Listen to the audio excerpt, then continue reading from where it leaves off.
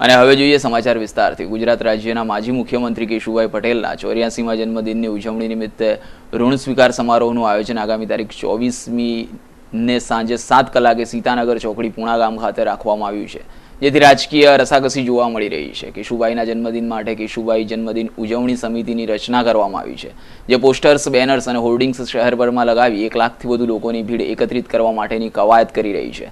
પરંતુ કેશુભાઈના જન્મદિન ઉજવણી સમિતિનું કહેવું છે કે ભાજપના લોકો આ કાર્યક્રમનો ઉગ્ર વિરોધ કરી રહ્યા છે અને જ્યાં પણ પોસ્ટરો દેખાય તેને ફાડી નાખવામાં આવી રહ્યા છે.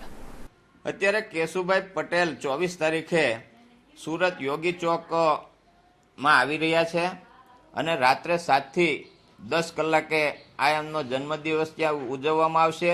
અને સાથે જે ગુજરાતમાં પરિવર્તનના સંમેલનો ચાલે છે, સંમેલન પણ ત્યાં થવાનું છે. એટલે રાજકીય વાતો પણ થશે અને સાથે જન્મદિવસ પણ ઉજવાશે. આ જન્મદિવસની એટલી ફૂલ તૈયારીઓ ચાલે છે કે અત્યારે અમે લગભગ 1 લાખથી 1.5 લાખ પેમ્પલેટો અમે લોકોના ઘર ઘર સુધી પહોંચાડ્યા છે.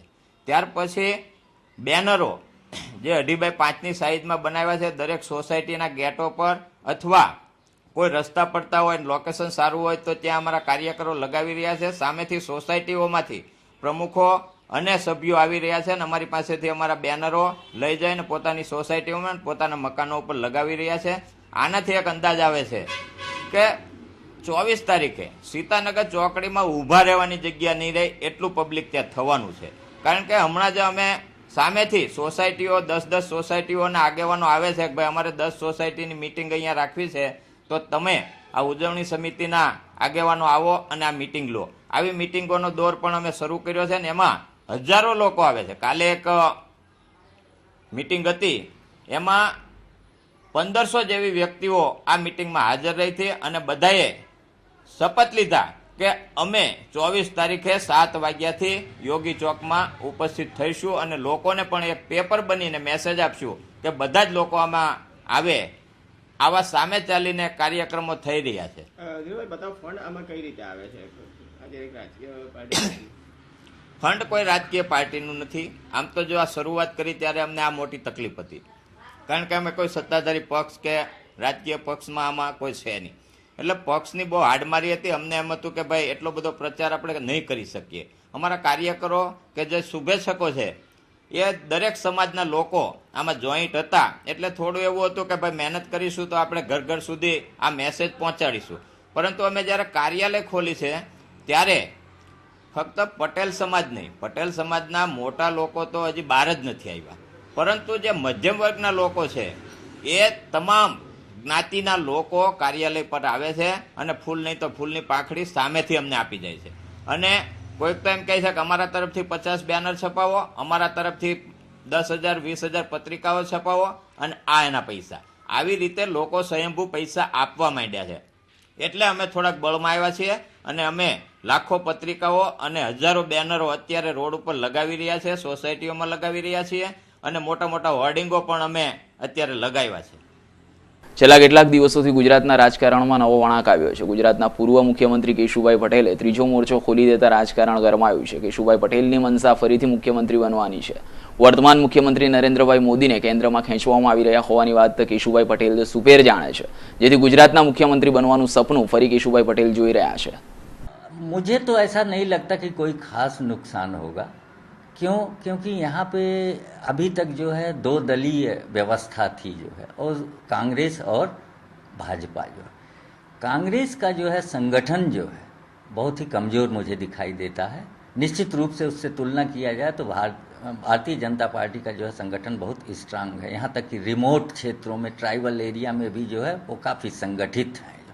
तो इस हिसाब से अगर देखा जाए जो है, तो अगर वोट जाएगा भी जो है केशु भाई के पाले में, अगर कोई पार्टी बनती है या कोई अलायंस बनता है, तो भी मुझे ऐसा नहीं लगता जो है कि किसका वोट जाएगा. जो है बीजेपी का भी जाएगा जो है, कांग्रेस का भी वोट जाएगा उनका जो है, तो वो थोड़ा न्यूट्रलाइज होगा. कोई विशेष अंतर नहीं पड़ता है मुझे, मेरा लगता है. अगर कैलकुलेशन देखा जाए जो है तो कोई खास अंतर नहीं पड़ता. मोदी जो है काफ़ी स्ट्रांग हैं और सिर्फ हमें लगता है कि आफ्टर मोदी जो है अगर वो सेंटर में जाते हैं, वो पोजीशन जो है उसके लिए कंसोलिडेट किया जा रहा है. ये मैं फिर से कहना चाहूँगा.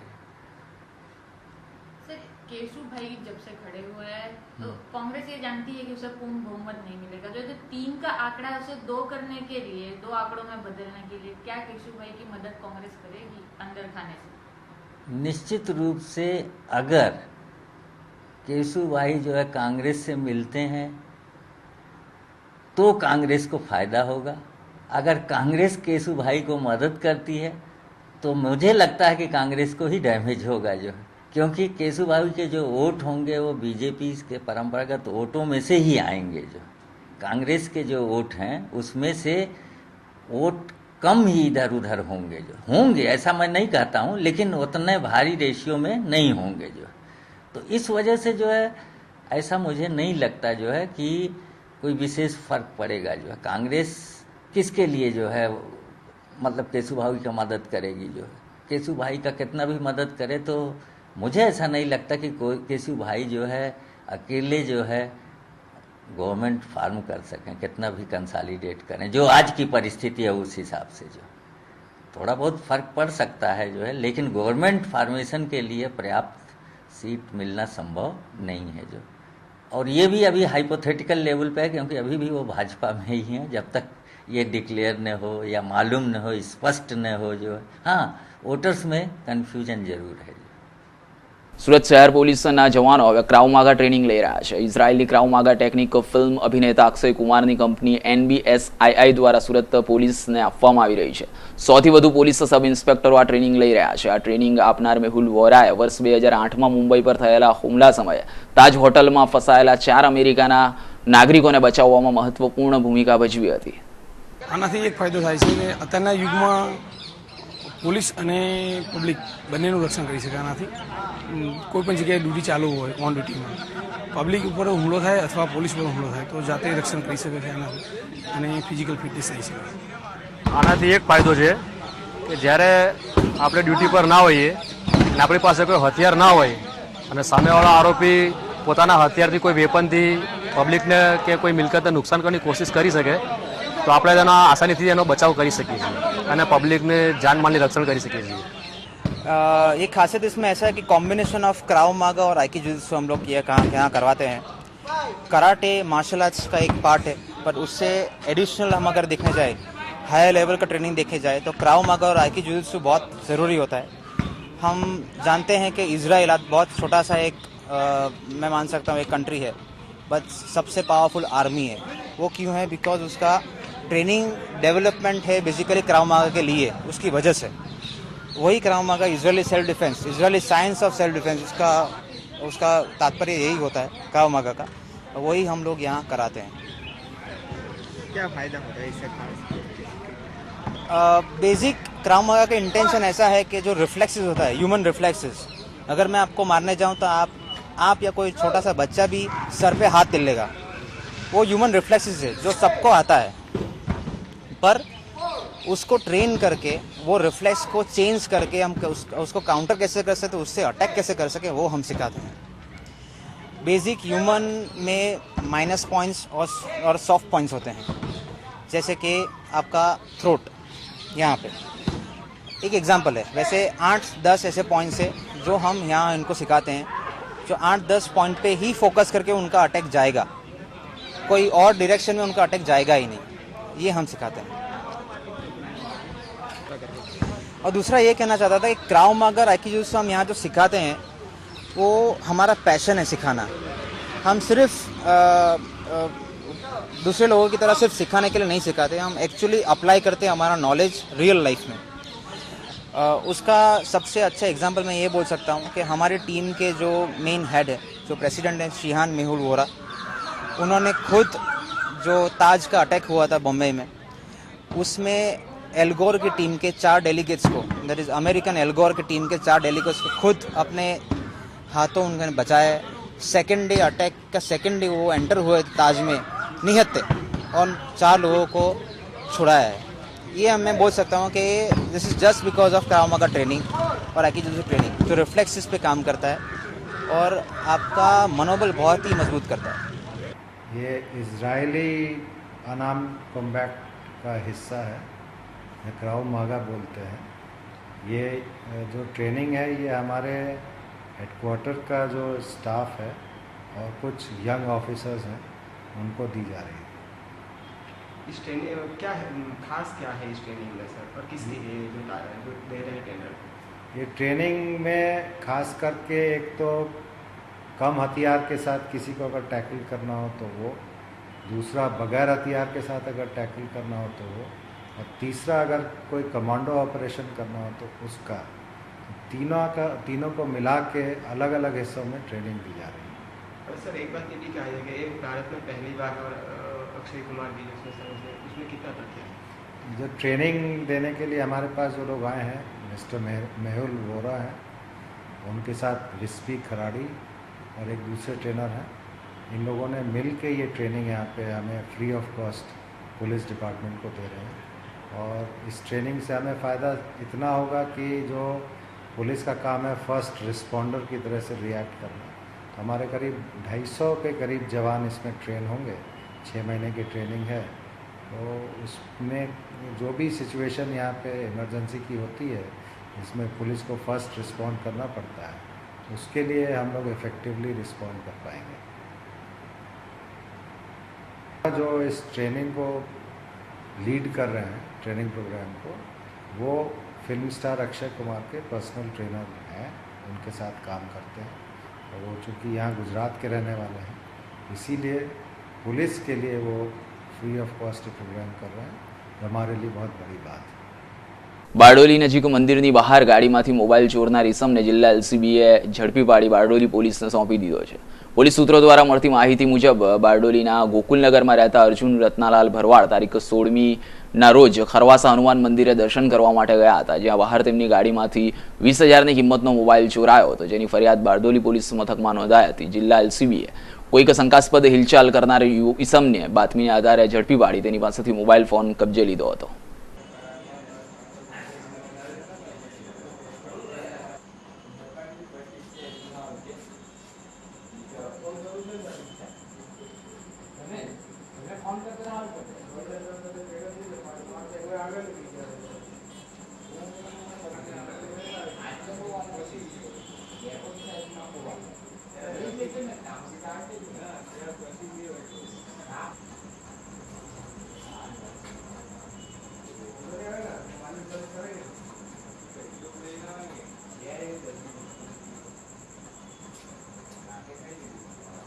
બારડોલી નજીક કીકવાડા ગામની સીમમાં ટ્રક અને ટેક્સ વચ્ચે થયેલા અકસ્માતમાં ઔરંગાબાદના વેપારી સહિત બેના મોત નીપજ્યા હતા, જ્યારે ઇજાગ્રસ્ત બેને ગંભીર હાલતમાં હોસ્પિટલ ખસેડાયા હતા। બારડોલી તાલુકાના કીકવાડ ગામની સીમમાં નેશનલ હાઈવે નંબર 6 પર વહેલી સવારે ઔરંગાબાદથી સુરત તરફ જઈ રહેલ ટેમ્પો ટ્રેક્સને સામેથી સિમેન્ટ ભરીને આવતી ટ્રેક્સને અડફેટમાં લેતા ટ્રેક્સના ફૂરચા ઉડી ગયા હતા। ટ્રેક્સમાં સવાર ઇમ્તિયાઝ ઉમર ભટ્ટ અને ચાલક સમદ અબ્દુલ ગફ્ફાર ખાનનું ગંભીર ઇજાઓ સાથે ઘટના સ્થળે જ કમકમાટીભર્યું મોત નીપજ્યું હતું।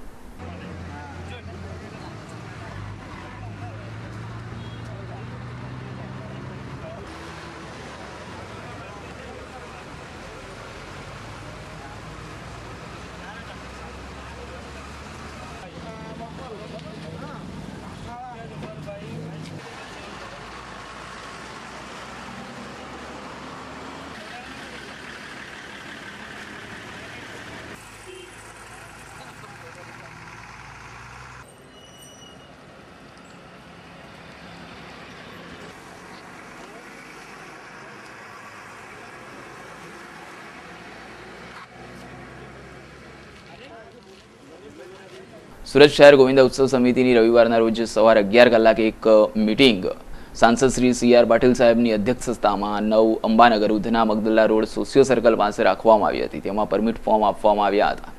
સરઘસ કાઢતા હોય તેવા ગોવિંદા મંડળોના 2 પ્રતિનિધિઓ આ મીટિંગમાં હાજર રહ્યા હતા। આ મીટિંગમાં ગોવિંદા ઉત્સવ સમિતિના ઉપપ્રમુખ ગણેશભાઈ પી સાવંત, બાબુભાઈ સાગલે, પ્રદીપભાઈ મોરે, અશોકભાઈ દુધાણે, જુગલજી કદમ, બાલકૃષ્ણ ચૌહાણ, પાલેકર બુઆ અને લાંબર બુઆ સહિતના આગેવાનો પણ હાજર રહ્યા હતા અને ગોવિંદા મંડળોને સમજ આપી હતી।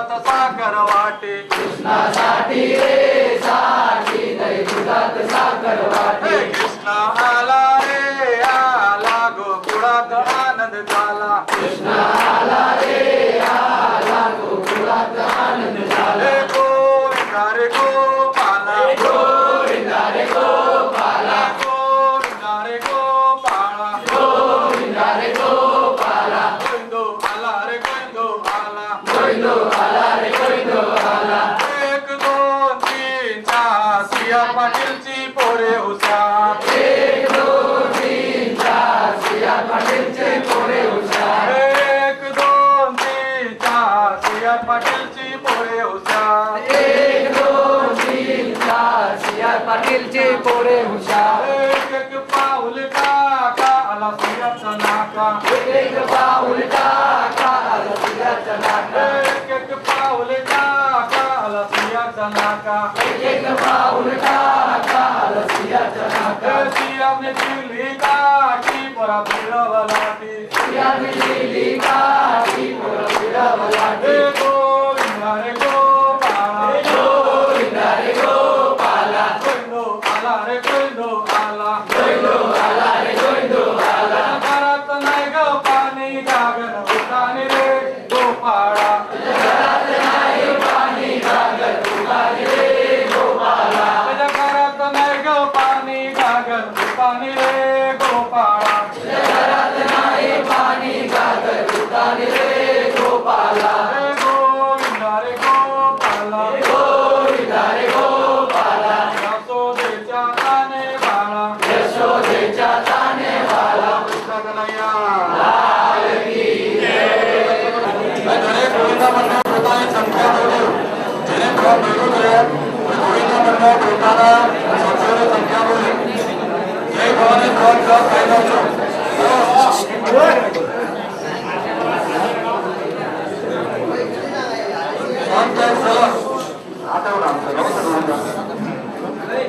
Tadkeshwar NS colour hello NS colour Tadkeshwar society બટા સંખ્યા તમારી કેટલી સભ્યો કેટલા જે પણ રહો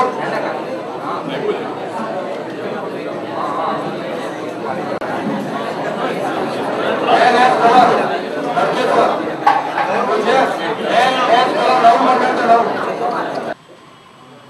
ગુજરાતમાં પહેલીવાર કોઈ માટલી ફોડવા માટેનું મહિલાઓનું મંડળ પ્રયત્ન કરે સફળતાપૂર્વક અને છેલ્લા કેટલાય વર્ષોથી એ પણ પ્રયત્ન બની શકે તે પણ આ દીકરીઓએ જ આપણે સાબિત કરી આપ્યું છે કે અમે એ ક્ષેત્રમાં પણ પાછળ નથી. હવે શારીરિક રીતે પણ મજબૂત છે, માનસિક રીતે પણ મજબૂત છે, શૈક્ષણિક રીતે પણ મજબૂત છે અને સામાજિક રીતે પણ મજબૂત છે. એનો આ દાખલો એણે હમણાં આપણને દરેક ક્ષેત્રમાં એ લોકોએ આપ્યો છે. આપણા માટે આ ખૂબ આનંદ અને ગર્વની વાત છે મિત્રો. એણે એના શબ્દોમાં જે કહ્યું એટલે મારે તો લાગે છે કે મારો કોઈ વિષય રહ્યો જ નહીં.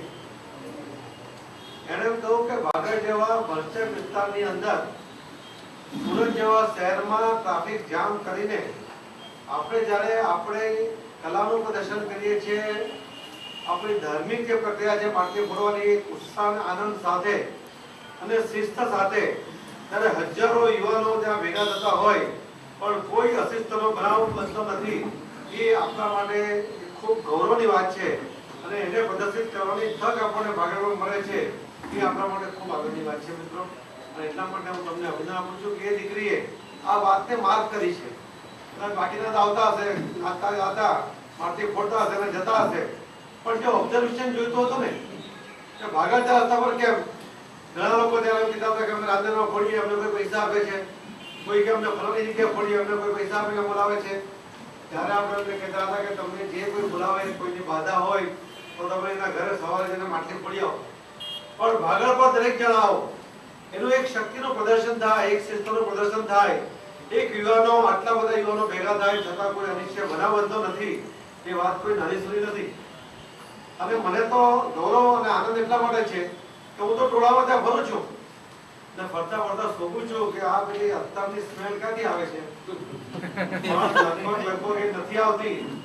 અને મને કેટલાક યુવાનોને પૂછ્યું ત્યારે કીધું કે અમારે શારીરિક સક્ષમતા રાખી હશે ને તો જો અમે વ્યસનમાં જઈશું તો આ માટલીને પિરામિડ અમે નહીં બનાવી શકીએ અને એટલા માટે બધા વ્યસનથી પણ દૂર રહ્યા છે. એટલા માટે તો સૌ યુવાનોને પણ અભિનંદન આપું છું કે આમ તો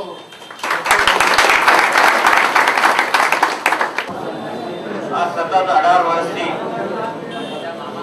આ ગોવિંદા ઉત્સવ સમિતિ બાગડ 4 રસ્તા પર આપણે માટલી ફોડીને તમામ મંડળો એમાં ભાગ લઈને એક ઉદાહરણ પૂરું પાડે છે. એમાં આપણા કમિશનર શ્રી, મેયર શ્રી, તમામ આગેવાનો, આ આપણા પાટીલ સાહેબના આગેવાનીમાં આપણે આ ગોવિંદા ઉત્સવ મંડળ આયોજન કર્યું છે. 4 વર્ષ પહેલા આપણે મોદી સાહેબના ટી-શર્ટ છાપેલા અને એનો સમગ્ર ભારતમાં આ ગોવિંદા ઉત્સવ સમિતિ કોણ છે એ બધાનો ચર્ચાનો વિષય થયેલો. ઘણાના ઇન્ટરવ્યુ બી લીધેલા તો ઘણા એમ કીધેલું કે આ મોદી સાહેબ અમારા દિલમાં વસેલા છે એટલે અમે ટી-શર્ટ પર હું અમારા દિલમાં બી મોદી સાહેબ છે. એટલે બધા ચેનલ વાળા બી ચોંકી ગયેલા કે આટલો બધો પ્રેમ મોદી સાહેબ પ્રત્યે.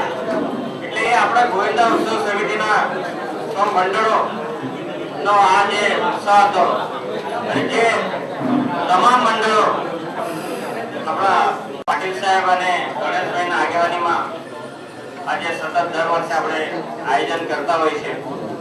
હું તમામ મંડળોને આવકારું છું.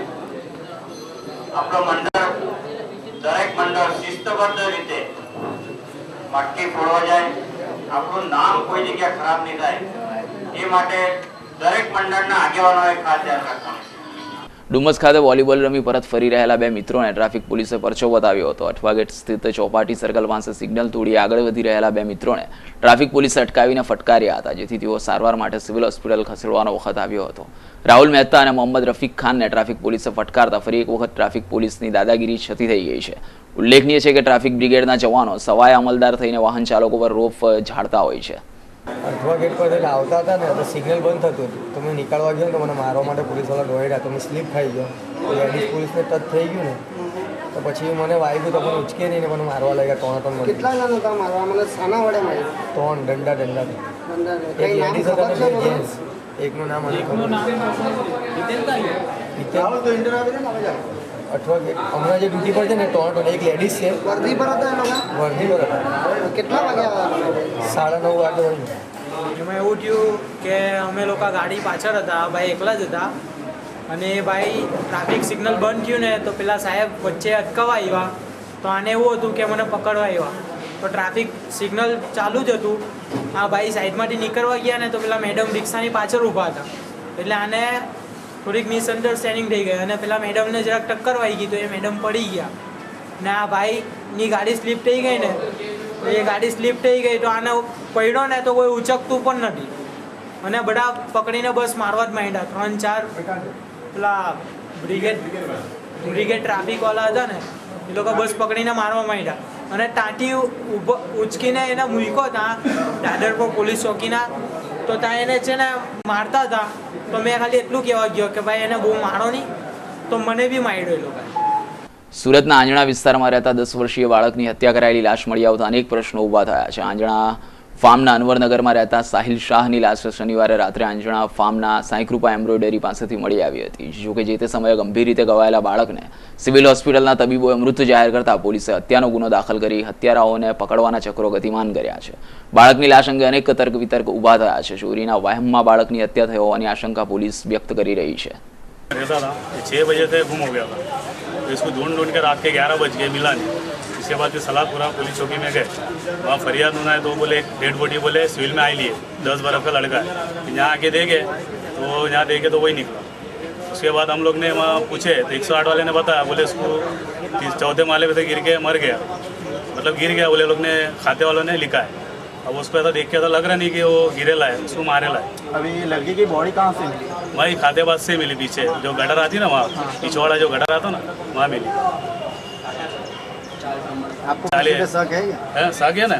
किस पे शक है? वही खाते वालों पे, कारीगरों पे. क्यों है? किस तरह का शक? वो लोग अंदर में बच्चे घूमते हैं तो वो लोग को ऐसा लगता है कि चोरी करने आते, तो उस हिसाब से लोग ने मारे. क्योंकि हम लोग ने पहले रात में ढूंढे ना, तो खाते में सब पूछ पड़त करे, लोग ने बताया नहीं। जो हम लोग 9 बजे से ढूंढ रहे हैं, ये लोग का काम था ना कि भाई एक बच्चा यहाँ पड़ेला था, 108 ने ली गए, ये लोग ने बताया नहीं। तो हम लोग सलादपुरा में गए, जब मालूम पड़ा। अगर हम सलादपुरा नहीं जाते तो मालूम भी नहीं पड़ता हमको। કતારગામ કોમ્યુનિટી હોલ પોલીસ ચોકીના પીએસઆઈએ ફરિયાદ નોંધાવવા ફરિયાદી પાસેથી રૂપિયા 10,000ની લાંચ લેતી વખતે એસીબીના હાથે ઝડપાઈ ગયા હતા। સૂત્રો દ્વારા પ્રાપ્ત માહિતી અનુસાર કતારગામ કોમ્યુનિટી હોલ પાસે આવેલી કતારગામ કોમ્યુનિટી હોલ પોલીસ ચોકીના પીએસઆઈ એનવી વસાવા પાસે ફરિયાદ નોંધાવવા આવેલા બળવંત વરિયા ફરિયાદ આપવા આવ્યા હતા। ત્યારે પીએસઆઈ એનવી વસાવાએ ફરિયાદ બળવંત વરિયા પાસેથી નોંધવાને બદલે રૂપિયા 10,000ની માંગ કરી હતી, જેને પગલે બળવંત વરિયાએ એસીબીનો સંપર્ક સાધતા એસીબીએ છટકું ગોઠવી પીએસઆઈને લાંચ લેતા રંગે હાથ ઝડપી પાડ્યા હતા।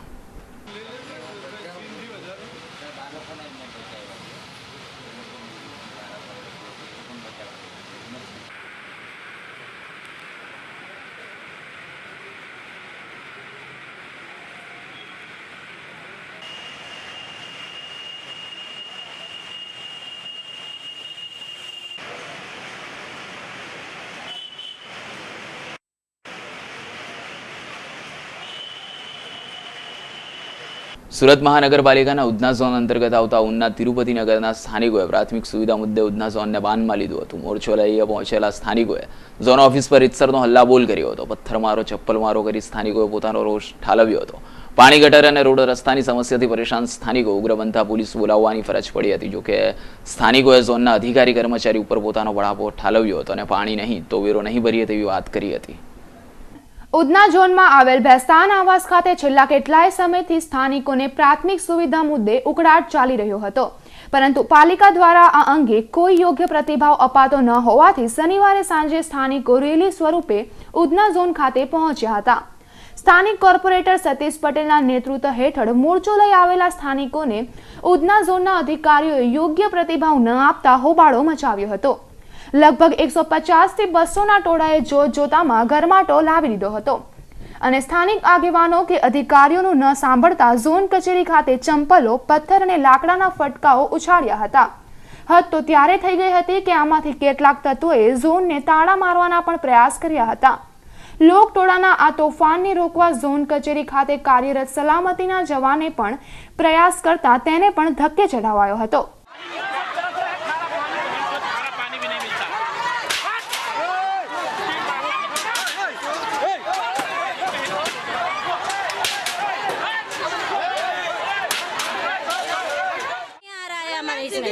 और गटर लाइन भी सीधे नहीं है, ना गटर लाइन का ठिकाना है ना पानी का ठिकाना है। पब्लिक करेगी तो क्या करेगी है? और त्योहार आ रहा है, रमजान महीना चल रहा है, उनमें नहीं आ रहा है। आज इतनी पब्लिक आई है, कल 20,000 रुपए पब्लिक आएगी, उसकी जवाबदारी तुम लोग लोगे, हम लोग नहीं। क्या 6-7 साल से ऐसा हो रहा है, हम लोग तो अभी बर्दाश्त कर रहे हैं कि चलो भाई बर्दाश्त कर रहे हैं हम लोग। व्यवस्था कुछ भी नहीं है, वहाँ पानी भी नहीं, वहाँ गटर लाइन नहीं सीधी, मीठा पानी नहीं, गटर में गिरते है, रोड नहीं, गटरा घर में घुस रहा है। अरे तुमने बड़े बड़े बंगले पुल बनाना, अरे हमने गरीबों ने क्या करना? बच्चे बीमार, तो हमारे को मांग होना, हमारा सब सुधारने वेरा लेने के वास्ते कैसे आते बराबर? वो बोलता कि मेरे से नहीं होता, वो मेरे से नहीं होता, बोले वहाँ जाओ कहीं। वो लोग उल्टा जवाब दे रहे हैं, उल्टा जवाब दे रहे हो। ये यहाँ वहाँ वो नहीं, मुस्ताक सोनी वो मेरे से नहीं हो रहा, वहाँ जाओ। तुम यहाँ बोले, यहाँ बोले, यहाँ क्या करे आपने? एक मांग रहे हैं ना, हमारी मांग पूरी करो, हमारी जो दिल की उम्मीद पूरी करो, हमारे को जो तकलीफ है वो बराबर करो। ऐसा